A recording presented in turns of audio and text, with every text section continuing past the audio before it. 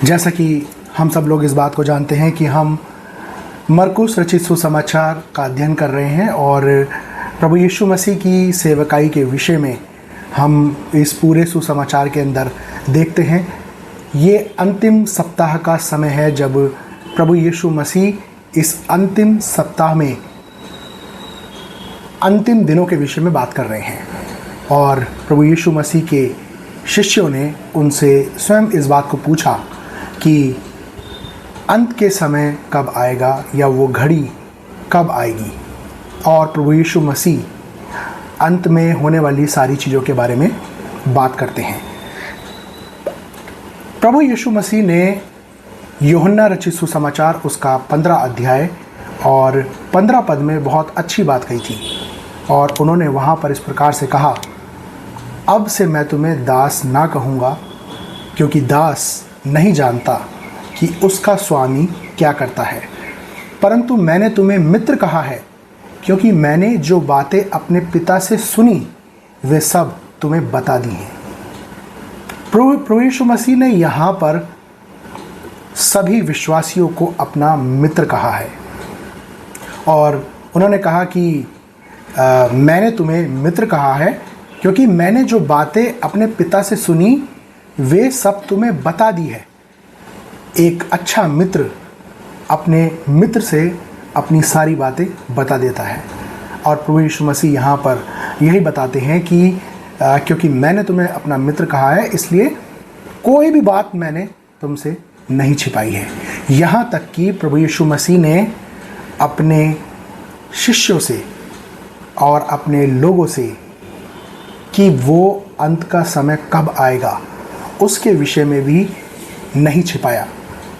जब प्रभु यीशु मसीह के शिष्यों ने उससे पूछा कि वो घड़ी कब आएगी, तो प्रभु यीशु मसीह ने कहा कि उस घड़ी और उस समय के विषय में तो कोई भी नहीं जानता और पुत्र भी नहीं जानता, लेकिन प्रभु यीशु मसीह बहुत सारी बातों को अपने शिष्यों को बता देते हैं। वो एग्जैक्ट टाइम नहीं बताते, एग्जैक्ट उस घड़ी के विषय में नहीं बताते, लेकिन वो सारी की सारी बातें बता देते हैं और एक अच्छा विश्वासी जो होगा वो प्रभु यीशु मसीह की उन सारी बातों को पहचान लेगा। आज जो खंड मैंने आपके सामने पढ़ा है, यहाँ से हम 3 सत्य को देखेंगे। 3 सत्य के बारे में हम बात करेंगे और उन 3 सत्य के द्वारा प्रभु यीशु मसीह ने उन अंत की बातों को हमारे ऊपर प्रकट किया। प्रभु यीशु मसीह ने अपनी सेवकाई के दौरान एक बार पहले भी अंजीर के पेड़ का दृष्टांत दिया था और अंजीर के पेड़ के द्वारा वो अपने शिष्यों को ये बताते हैं कि किस प्रकार से इज़राइल जो है वो परमेश्वर की आज्ञा का पालन करने में विफल हो गया। हम देखते हैं पैशन वीक के समय जब प्रभु यीशु मसीह उस अंजीर के पेड़ को शाप देते हैं और उसके द्वारा वो इस बात को कहते हैं कि अब से इसमें कोई फल नहीं लगेगा, तो वो इस बात को बता देते हैं कि इज़राइल जो है वो परमेश्वर की आज्ञा का पालन करने में असफल हो गया है, इसलिए उनको इसका परिणाम भुगतना पड़ेगा। और हम इस बात को जानते हैं, इतिहास इस बात का गवाह है कि इज़राइलियों ने उसका परिणाम भुगता भी। दूसरी बार प्रभु यीशु मसीह एक बार फिर से उस अंजीर का दृष्टांत देकर अंत के विषय में, अंत की बातों के विषय में बताना चाहते हैं। तो वहीं से आज हम थोड़ा सा परमेश्वर के वचन में से देखेंगे। आइए हम यहाँ से पढ़ेंगे 13 अध्याय का 28 पद। यहाँ पर लिखा है, अंजीर के पेड़ से ये दृष्टांत सीखो, जब उसकी डाली कोमल हो जाती हैं और पत्ते निकलने लगते हैं तो तुम जान लेते हो कि ग्रीष्म काल निकट है।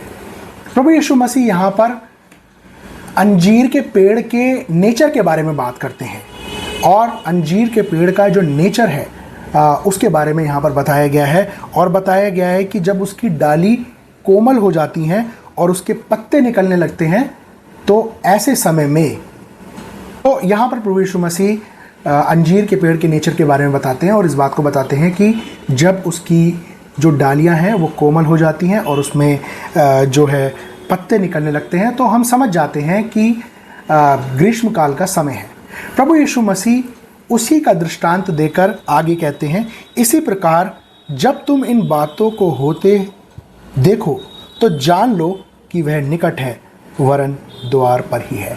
तो ये प्रभु यीशु मसीह किस समय के बारे में यहाँ पर बात कर रहे हैं? जो 29 पद में जो बात की गई है, प्रभु यीशु मसीह ये किस समय के विषय में बात कर रहे हैं? 29 पद। तो यहाँ पर पहली चीज यहाँ पर जो आप सब लोगों ने बताई, यीशु मसीह यहाँ पर अपनी दूसरी आमद के बारे में बात कर रहे हैं।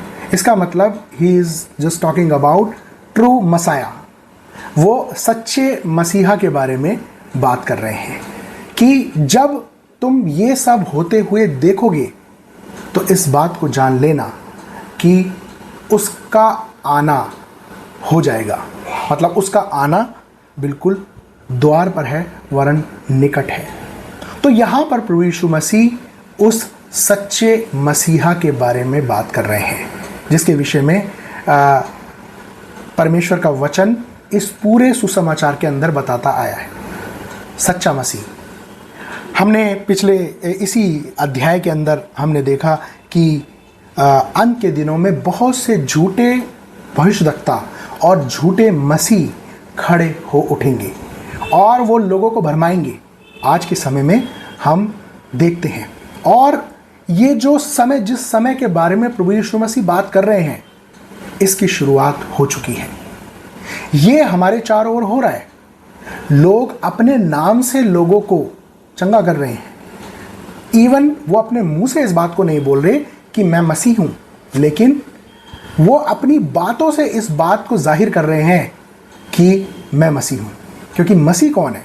प्रभु यीशु मसीह वो मसीह है जो लोगों के जीवन को बदल सकते हैं। आज मनुष्य लोगों को इस बात को करने का दावा कर रहे हैं। तो इनडायरेक्टली वे में आज के समय में बहुत से झूठे मसीही खड़े हो गए हैं। इवन वो अपने आप को ये नहीं कह रहे हैं कि मैं मसीह हूं, लेकिन उनके नाम से लोग दूसरों को आशीष दे रहे हैं। आज के समय में ऐसा हो रहा है ना। और सोशल मीडिया के ऊपर, आप इंटरनेट के ऊपर देखेंगे तो इस प्रकार के शिक्षक खड़े हो गए हैं और पूरी बड़ी की बड़ी भीड़ उनके पीछे चल रही है ना। तो यहाँ पर प्रभु यीशु मसीह के विषय में क्या लिखा है? जब तुम ये सब होते हुए देख लो तो इस बात को समझ जाना कि इन बातों को होते देखो तो जान लो कि वह निकट है, वरन द्वार पर है। वह निकट है, इसका मतलब सच्चा मसीह द्वार पर है, जो लोगों को परमेश्वर के राज्य में लेकर जाएगा, जो न्याय करेगा, जो बकरियों को अलग कर देगा और भेड़ों को अलग करेगा। ठीक है। तो सच्चे मसीह के आने से पहले बहुत से झूठे मसीह खड़े हो उठेंगे, और आज के समय में वैसा ही हो रहा है। तो यहाँ पर क्या बात हो रही है? ट्रू मसाया के बारे में। ठीक है, आगे हम बढ़े। आगे लिखा है, मैं तुमसे सच सच कहता हूं कि जब तक ये सब बातें ना हो लेंगी तब तक ये लोग जाते ना रहेंगे। थोड़ा सा ये बात जो यहाँ पर लिखी है, इसको समझना थोड़ा सा कठिन है। मेरे लिए भी कठिन था। जब मैंने ये पढ़ा तो मैंने भी इसका अध्ययन किया, जब जाकर मुझे पता चला ये किस बारे में बात हो रही है। तो ये जब मैं इसका अध्ययन कर रहा था तो इसमें अलग अलग लोगों के व्यूज़ हैं। ठीक है। तो एक व्यूज़ तो वो है, उस समय के फके फरीसियों के बारे में बात हो रही है, उस समय के यहूदियों के बारे में बात हो रही है। ठीक है। और एक व्यू ये है कि भविष्य में जो विश्वासी लोग होंगे उनके बारे में बात हो रही है कि उनका जाना नहीं होगा तो ये बातें हो जाएंगी और मसीह का आना हो जाएगा, है ना। तो मतलब विश्वासियों के अंत होने से पहले ही मसीह का आना इस संसार में हो जाएगा। तो ये अलग अलग व्यूज़ हैं, लेकिन जहाँ तक मुझे लगता है, मुझे ऐसा ही लगता है कि ये बात विश्वासियों के बारे में की जा रही है, भविष्य के बारे में। क्योंकि भविष्य में ये सब चीज़ें पूरी होंगी, जैसा कि आज के समय में ये सब चीज़ें हो रही हैं। तो हो सकता है कि हम सब लोग भी इस कैटेगरी में आते हों। लेकिन यहाँ पर सबसे इम्पॉर्टेंट बात जो है वो है ट्रू प्रोफेसी। लिखा है कि मैं तुमसे सच सच कहता हूं कि ये सब बातें जो प्रभु यीशु मसीह ने इस पूरे चैप्टर में कही हैं, कौन सी बातें? जो भविष्य में होंगी, जो अब शुरू हो गई हैं, जो आगे भी होंगी। इसका मतलब जो प्रोफेसीज की गई वो पूरी होंगी। यहाँ पर 29 पद के अंदर ट्रू मसाया के बारे में बात की गई।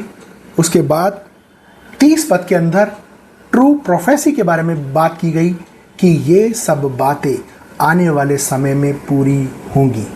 और उससे पहले जो बहुत इन सब लोगों का जाना नहीं होगा, मतलब कि विश्वासी लोगों का जाना नहीं होगा, लेकिन मसीह इस संसार में आ जाएंगे और वो अपने लोगों का न्याय करेंगे।